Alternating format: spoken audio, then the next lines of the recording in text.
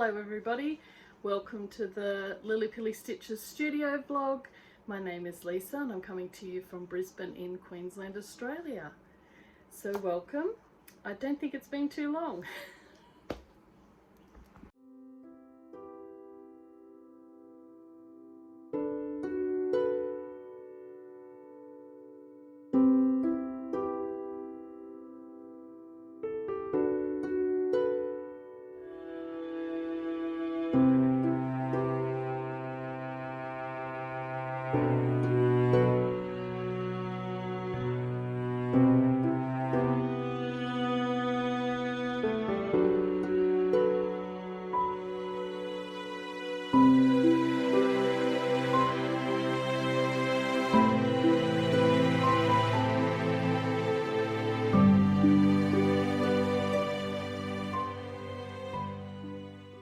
Okay, I have some FFOs, an FFO, a half O, a ho,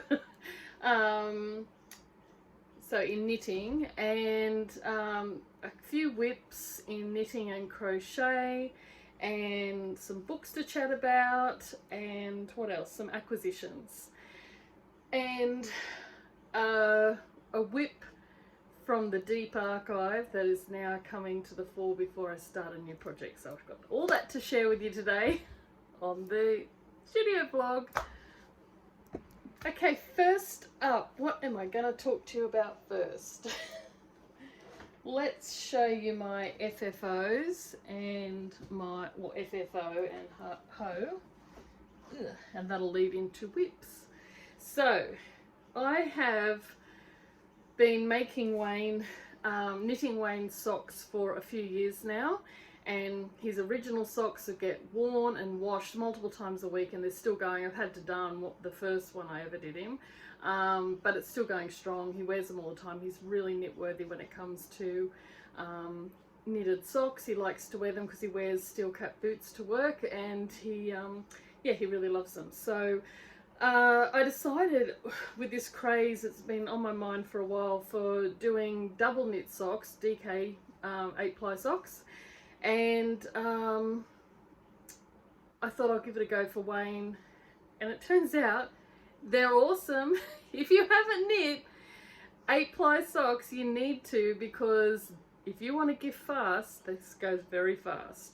So this wasn't even something normally I take a few months to knit a pair of socks for Wayne because I'm slow and I've got multiple projects on the go in multiple crafts. But this one I cast on the 29th of October and I finished it yesterday, and it's using the Coop Knits Socks DK yarn, and I can't remember the content. I think it's 75% extra fine merino and 25% nylon. Don't quote me on that. And it's in the Acus colorway, which I would call, it's got green with yellow undertones. I would say it's like a lichen color. It's a really lovely green, actually. So here are the socks, and they were so good to knit up. I used 3.25mm Chao-Gu needles, and yeah, I decided this time, normally I do a 5.5 inch leg and separate to the cuff, but this time I knit, I think it was just 1 inch for the cuff, 6.5 inches for the leg, so that it comes up beyond the top of his boot to make it more comfortable for him and he's not losing his sock down the bottom. I added an afterthought heel, and then I just knit from the heel down to 5.5 inches before starting the toe. And the heel and the toe are the same, so it's just knit two together, knit one, knit two together at the start on the needle. Then at the end you stop 3 stitches before the end, knit two together, knit one. Do that on the next needle because I do magic loop, and then the round in between you knit until I had 10 stitches left on the needle, on both needles, altogether 10 stitches. So so 5 on each needle. And then I just grafted the toe using the Tin Can Knits grafting Kitchener toe instructions, which are super easy to follow. So yeah, so I really love this. The fabric's beautiful. This yarn I've knit socks in, hats in, beanies, and it's just a really lovely soft yarn, and I think this will be really nice for wearing in Wayne's boots.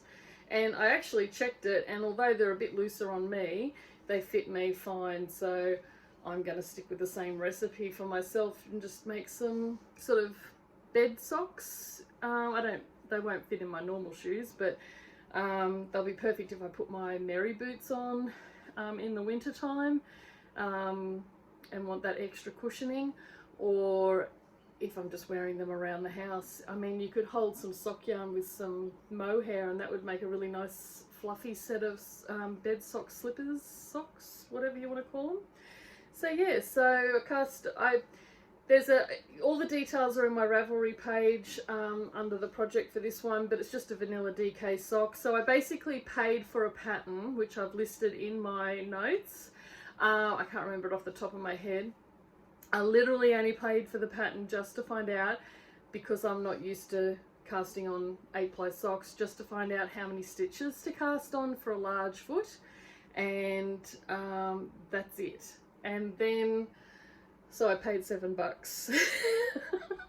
Canadian, I think it was, for a sock pattern I only wanted to know the stitch count for. I could have probably found a free pattern, but anyway, I supported a designer.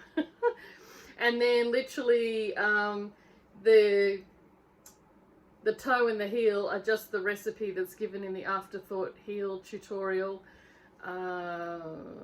which I've got a link for in my pattern notes in Ravelry. So you can go there and it's a one-stop shop. You can see what I did. So obviously you might want to make your own recipe. And the pattern that I paid for looks fabulous, so you could follow that too. I just knew I've been using my little recipe. I wanted to do an Afterthought heel. The pattern that I bought has a heel flap and gusset pattern in there, so if you prefer that, there you go. So definitely, if you want a quick knit for a birthday gift or Christmas gift or just something for yourself, 8-ply socks are the way to go, unless you need to wear them in shoes that aren't going to fit thicker socks. So yeah, so let me just put them so you can see it better.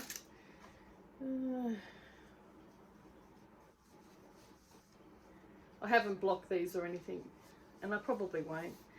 He can just wear them as is. They don't really need blocking, they're just socks going in his shoes.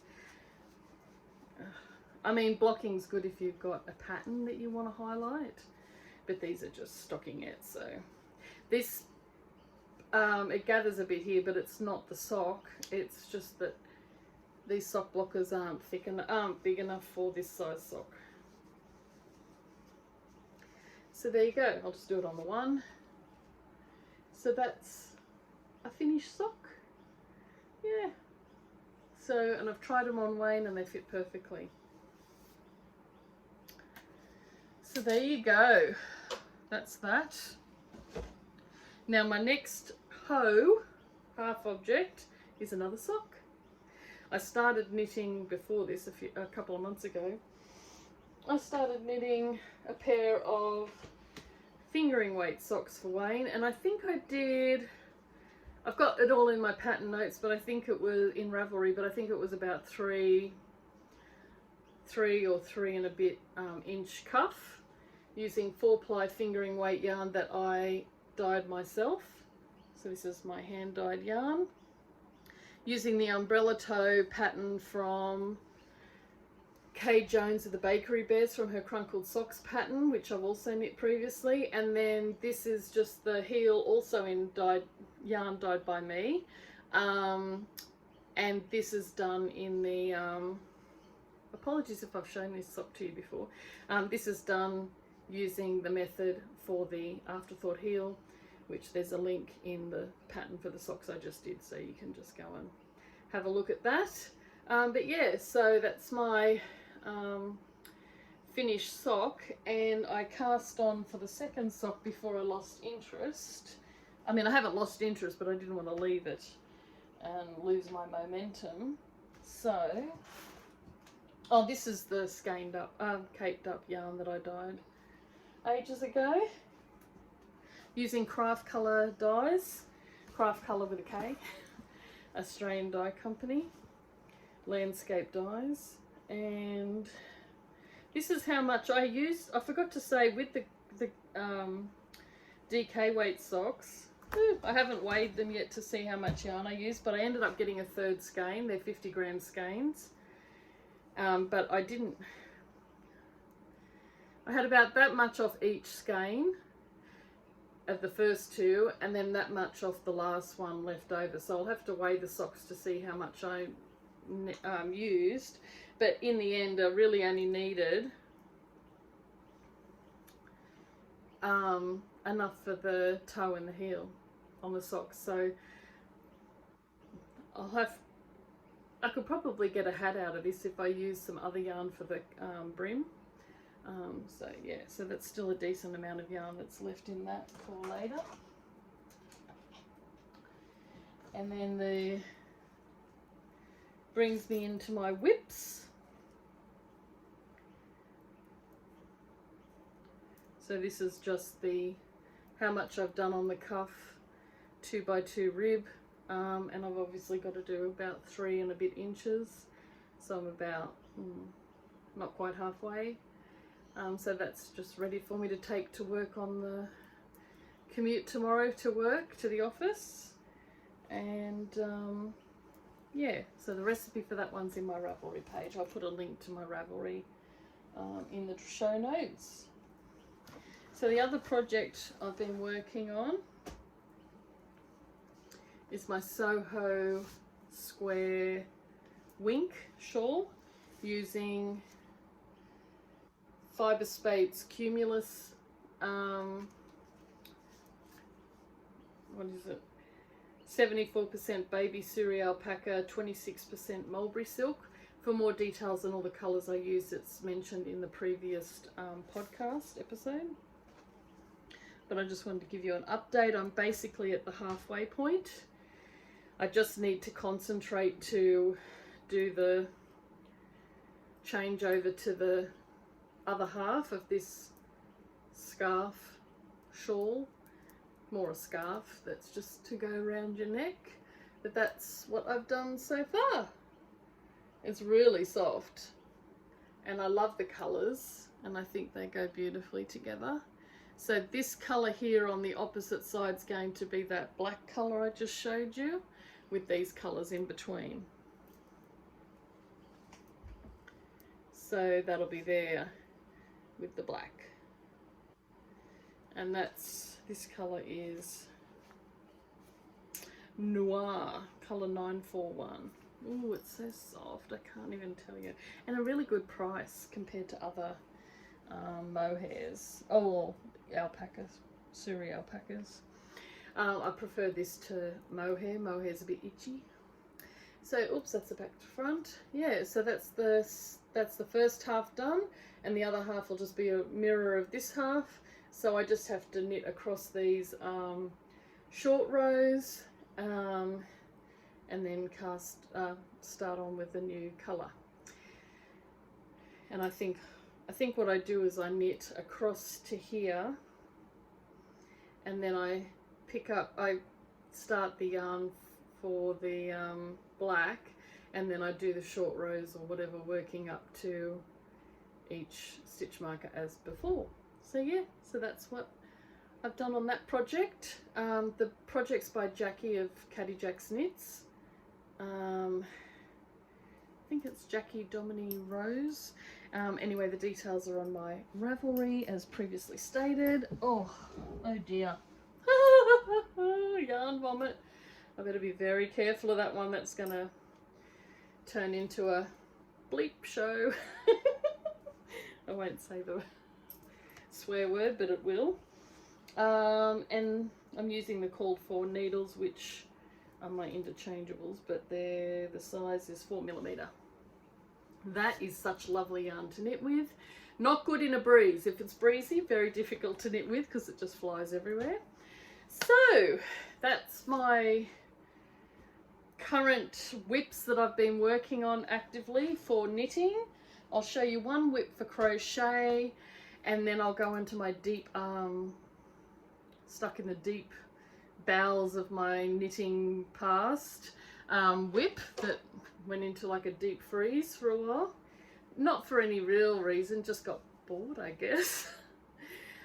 So I've been given this yarn for free by one of the ladies at my church, and she got it free on Facebook, and there's another ball of this, and I'm just knitting it up as a charity blanket for a baby, crocheting it up I should say. So that's it so far. I just did a chain till I got to the length that I wanted, chain 2, and then it's single crochet in every hole all the way along, back and forth, and when I get to the corner I chain 2 and go back the other way. That's all it is. And because of the type of yarn it is, it's all acrylic of course, it's like a chenille, it's very soft. You don't really need an edge on the blanket. So when I'm done this, I think it'll be a good little preschool blanket or a baby blanket, for like a mat for baby to lie on if it's big enough. I mean, I've still got plenty of this and still another ball, so I think it'll be a decent sized blanket, so a child could use that for a preschool blanket or a baby blanket to lay Bubby on the floor, because it's very cushy. It's almost like quite thick, like a carpet. So yeah, so that's going to be lovely. And I'm using a random plastic, holy cow, what's the size on this? I haven't got my reading glasses on. Ooh. 8mm hook. Cheap and cheerful. So that's that project. Now from the deep, deep bowels of my whip basket, I'll just put that over there, okay, in my creative garage bag that I've had for years, is, oh, there's a blanket in there I haven't touched for ages too. Maybe I need to do something on that. I'll show you that in a minute. So this is using Malabrigo Rios in the peacock or something, teal feather, I knew it was something to do with a bird, teal feather colorway, and this is the worsted boxy, and this is what I have done so far. I wish I in hindsight had done a wider ribbing band on the bottom, but I think it'll block out fine because it just wants to curl up. So I think when I'm blocking it, I'll just really block it down so that it doesn't want to curl up. So what I've done so far is, this is the front. So I've knit up to where the sleeves start, and then this side, all I have to do, I'm so close to finishing this, it's unbelievable. All I have to do is do the decreases to get up to this part here to join in the round to finish off the neck, because it's a boxy sweater with a drop shoulder, and then you just cast on the sleeves and there's not much to them. They will be done in no time. So I'm really hugely close to a finish on this one. I just need to pull a finger out and get organized and get it done. It's a really nice soft yarn, very heavy, but it's a lovely soft yarn, and it's a called for yarn for the pattern. So love this. So maybe I thought if I pull this out, just dig deep, get to the point where I'm nearly out of battery. Holy cow! I might have to stop briefly and go and plug in my charger. I'd like to get to the point where I can get this finished. So I thought before I start a new project, which I have the yarn for recently, and I'm just like, it's calling to me, which I'll talk about shortly. I thought I really need to get this finished, and this will be my first ever sweater that I've knit. So yeah, and it fits. I've tested it, and it'll grow a bit when I when I block it. So it's a nice loosey sort of casual sweater, which will be perfect for a cold winter's day. It doesn't get too cold here in Brisbane, but we often go for weekends away to Stanthorpe, which gets cold, and sometimes I travel, you know. So that's my project. I'll just pull this one out.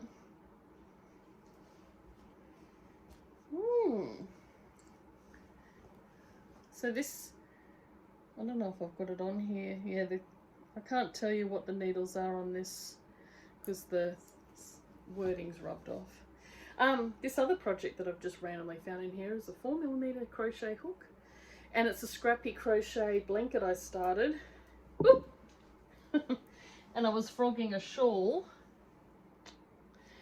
and I'm doing this fingering weight, oh that's the bottom, fingering weight stripy blankie, which is nice and light sometimes when it's just cool but not cold enough you need a heavy blanket. This is just beautiful, and I thought what a great way to use up leftover yarn. So I'm going to have to do some work on this. When I do crochet, it tends to hurt my shoulder more, so I have to do it in small spurts, where knitting doesn't hurt my shoulders like crochet does, funny enough. So yeah, so that's my fingering weight blanket. That's the leftover yarn to use up, and then I'll have to stash dive. It's a great way to use up your stash, and I just do like, I mean, I'm just knitting straight off the frogged object. I didn't ball it up or anything, but with the other stuff I just do magic knot and then just keep going. Yeah, just keep adding to it. So that's that, and I'm just going to go and pause and get my charger because I don't want to be in the middle of something and it cuts out. Right, that's better. It's only a second for you, but, or less than a second, but yeah, got that on to charge now.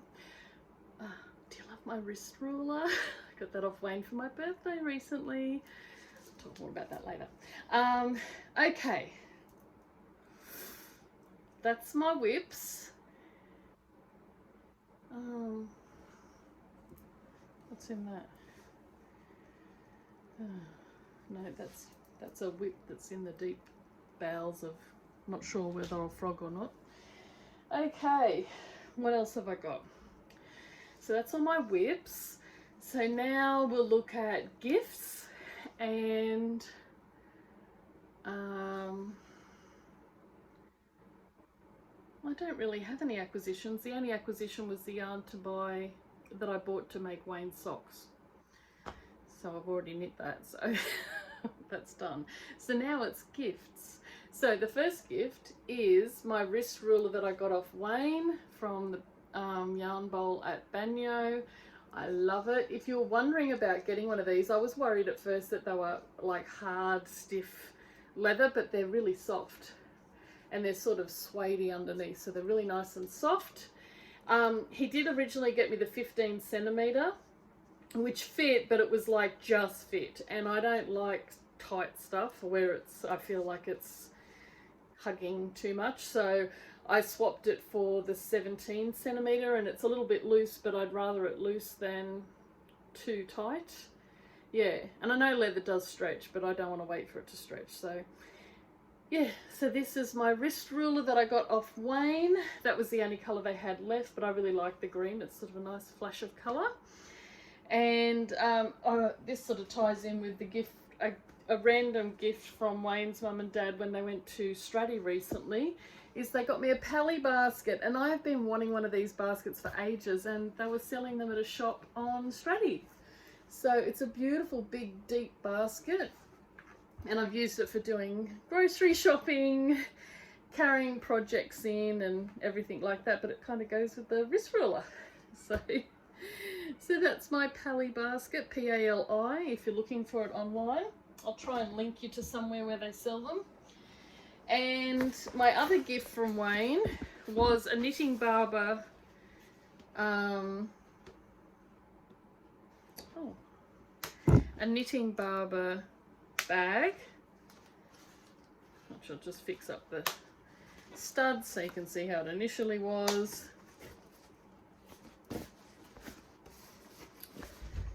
So this is in the mustard colorway. You can get like a bright blue, I think a charcoal black, and maybe a green.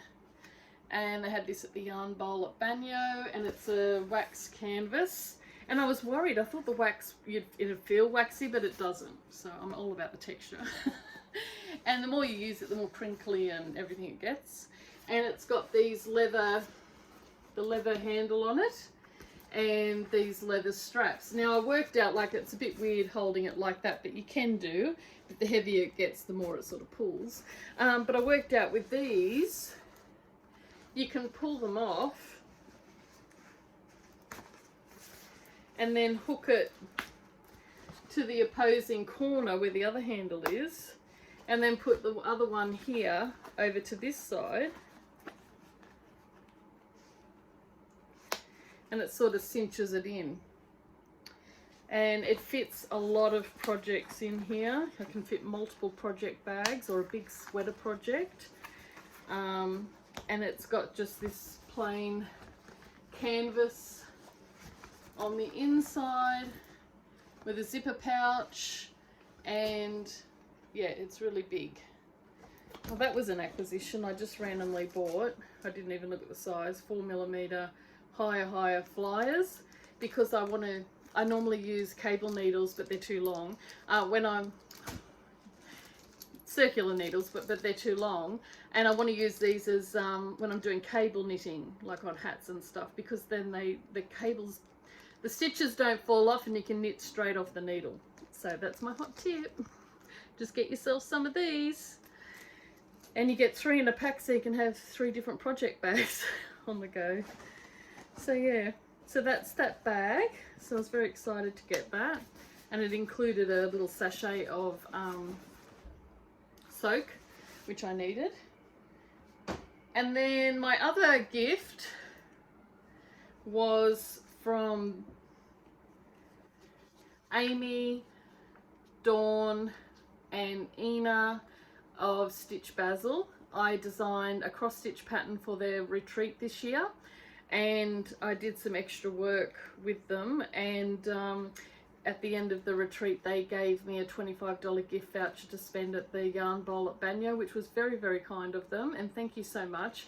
And it was really good, it cheered me up, and it come right at my birthday, so what a bonus. So I picked up a skein of bougie yarn that I wanted to try, and it's hedgehog fibres, Tweedy, and it's called Lullaby, and it's 100 grams or 230 meters of 50% Falkland merino wool, 37.5% recycled wool, and 12.5% hedgehog fiber thread waste. So I think if you knit with hedgehog fibers, if you've got any tails or bits left over from all your knitting, once you've got a big bag of it, you can post it off to them, and they use it in their yarn, and they give you a discount off their yarn for the future. And they chop that yarn up and put it into this skein, and it gives it all the colourful Tweety bits in it, and it's made in Ireland. So that's the label, and it's normally not very cheap, but I got it on sale actually. And isn't it beautiful? It's a lovely lilac colour, and it's got all these bright recycled little bits of thread that people have sent in. And I love that, because this is like a culmination of everybody from around the world knitting with their fibre, all their projects. I've got lots of people's projects in my project. So this is an 8-ply. Is it?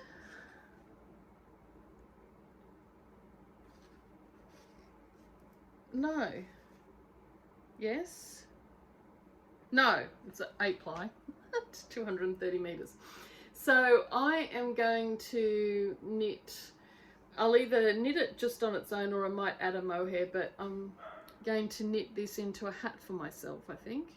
So it's all caked up by Wayne. He does all my caking of my yarn, and ready to go when I want to cast on. But before I cast on, I'm going to do some work on that other project, so I feel less guilty. about starting all the things. The next acquisition come from beautiful friends of ours that we babysit their dog Mira, who's a blonde labradoodle, mini labradoodle, who's a cousin of Paris's, and they have a business where Alan takes groups up various mountains in the Himalayas. So he went over recently for a 3-month stint, and he's still over there, where he was taking people up Manaslu, which is 8,160 meters, and the company's called Everest One if you're interested. And then he's now taking people up Labouche, and I think Labouche East, and then he'll be taking people up to Everest Base Camp as well, and then he'll come home. So his partner Susie, she went over for 3 weeks, and when she came back, because we had Mira the whole time, the 3 weeks, when she came back, she brought us a beautiful gift, which Wayne got a lovely book on the Himalayas, which is like a coffee table book, and it's got beautiful photos of mountain climbing, and yeah, it's just beautiful scenery. And we got this beautiful, I'm saying beautiful a lot, but really it's beautiful, handmade paper, hand painted or printed card, and it's the lotus or Padma, representing one of the 8 auspicious symbols. The lotus, which blossoms unstained from the watery mire, is a symbol of purity, reunification and divinity, hand printed on handmade Himalayan paper. Isn't that beautiful? So I might put this in a little frame to hang on my wall. It's just so cute. And then I got the surprise of my life when I opened up the box. Not 1, not 2, but 3 skeins of hand spun wool from the Himalayas, hand dyed. This one's tie dyed sort of thing, and it's got purples, like a midnight blue, greens, yellow, orange, like a aqua blue. It's just gorgeous. Red, yeah, like a deep brick red and a brighter red there. Just beautiful. Oh, and it's actually, it's rustic, obviously it's hand spun wool, pure wool, but it's not super scratchy or anything, and it smells woolly. It's beautiful. And I mean, look how big it is. Oh my god, this looks like it might be a DK weight. I'd have to double check the wraps per inch, but it looks like a DK weight yarn, so I was very excited. And then the other colour I got in the same yarn, I don't know what sheep it is that it was grown on, and this one's like coming out a bit paler here, but it's there you go, that's more the colour. It's a beautiful pink, like a burgundy pink colour, really, really lovely. And then I got this lovely pale green colour. So I'm thinking each skein would be enough to put in a separate colourwork sweater. So maybe I could do something for Wayne in a colourwork vest or sweater or something for him with this yarn, because he loves green, as do I. And then these two I could put in different colourwork sweaters for moi. So I was thinking I could just get like a 8-ply rustic, like pure wool in like a grey or something, or oatmeal, and put that with, so that it has the bright colour, or even a charcoal. Oh, sorry, the dogs are barking. They've heard something go off. Yeah, so thank you Susie and Alan and Mira for my beautiful gifts, and I can't wait to knit with that yarn. It's so exciting to have something from Nepal, especially something I can spend time knitting with and get a lot of years of use out of it. So I definitely need to finish that sweater so I can start another one. So the last thing I have to talk to you is, what have I been reading? So before I introduce what I am currently reading, I'll just show you some books that I've finished reading. So this one is called, I got this from the free library, sorry about the dogs, a free library at our local shopping centre under the escalators. They have like a library set up down there, so you just come and grab a book, and I'm going to drop this one back. It's called Touch of Power by Maria Snyder, and there's 2 books in this series. The other one is Scent of Magic, which is a follow-up. I realised halfway through I've read this book before, but I hadn't read it for years, so I read it again, so it was still enjoyable. And it's sort of about a girl who's sort of survived a massacre and war and is hunted down for her powers, and she's needed to help a king that she didn't agree with his policies. And then everybody wants her because of her power and everything. And it's sort of got like Triffid type things in there that can eat you, plants that can eat you. So very good book. Recommend that one. So that'll be going back to the supermarket or shopping centre. This one is a book I bought. I've read the book before this one. Does it say?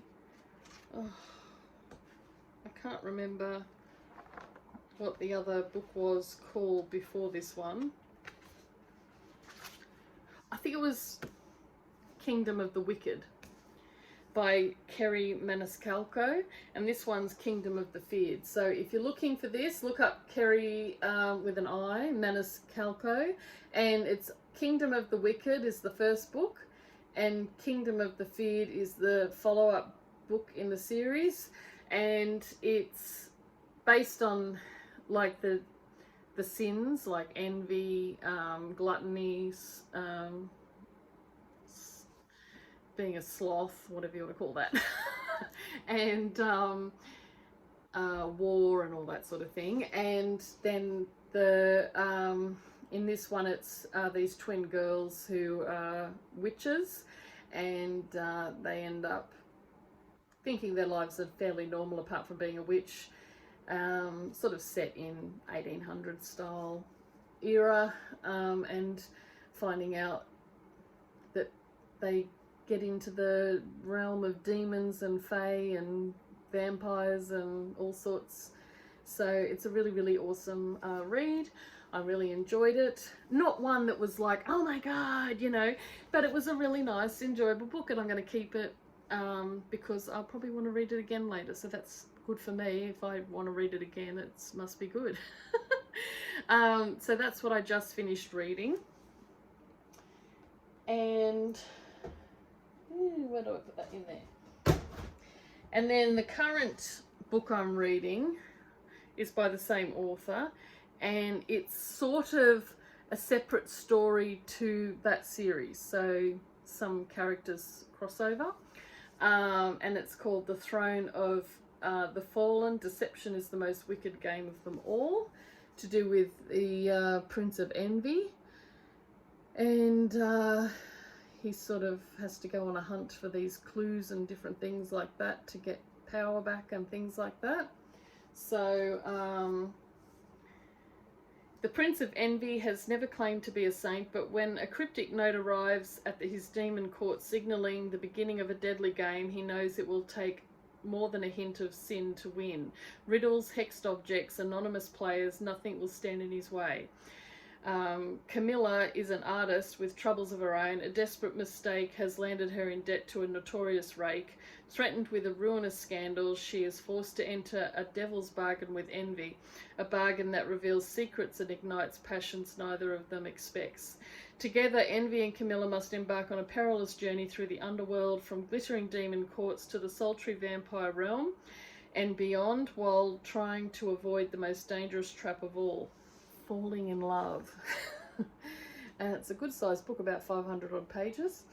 So yeah, so I'm reading that at the moment and really enjoying it. Let me show you my 90s bookmark. Does that bring back some memories for you all? Rubik's Cube. So I'm up to chapter 10 on that book. Another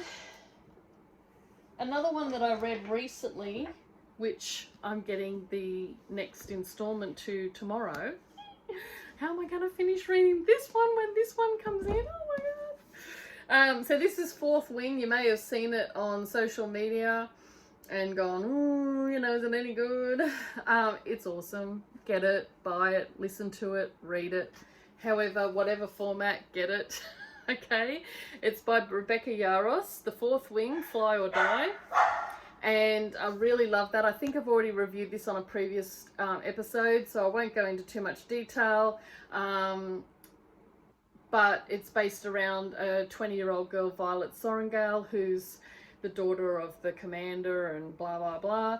And it's got dragons, and she's got almost like a disability, and she falls in love, and how she overcomes all these forces against her and her people, and some cool dragons in it and some action. So yeah, really, really good book. And Iron Flame has come out now, and I'm looking forward to that arriving at my door tomorrow. So I'll be looking forward to reading it as soon as possible. But I think I'm going to be trying to be brave and finish this one first and just savor it, and then read the next installment to this. And then finally, my new book to me, it's a brand new book and newly released, only just this month come out, or was it the end of last month that it came out? And it's the first in a series, I think, and it's by Thea Guanzon, The Hurricane Wars. And I saw this when another podcaster was shopping for books, and I saw that and I went, oh, what's that one? And I looked it up and I was like, oh my god, I've got to have this. So this sounds really good. Taliesin was left on the steps of an orphanage as a baby with deadly light magic as her only inheritance. All she has ever known is the Hurricane Wars, as her people fight against the tyranny of the Night Empire, and she struggles to hide the gift that ignited the conflict. Alaric of House Ossinist, master of the Shadowforge Legion and the heir to the Empire, has been honed into a weapon with one goal: extinguish all threats with his armies and his storm ships and his shadow magic. But when a new horror emerges, one that promises even more devastation, only Taliesin and Alaric can stop it. Will these mortal foes be able to come together, or will they end up destroying each other in their world? So he's like darkness and she's light. So, you know that's going to be good. So that's that one. It's 472 pages long. And yeah, new author to me, Thea Guanzon. I'll put the details down below of all the books that I've been reading. So that's that one. And then, of course, I've got on pre-order the next installment of Crescent City by Sarah J Maas, which is coming out in January. So I've got a lovely 6 months of reading awesome books, and I'm going to keep all these and keep rereading them, because who doesn't want to have an adventure every now and then. So that's what I've been reading and going to read. And let me know down below what you're reading at the moment. I'd love to see a recommendation, and yeah, check it out. Okay, so that's all from me today. I hope you have an awesome rest of the week and into the weekend, and I'll catch you all next time. Bye.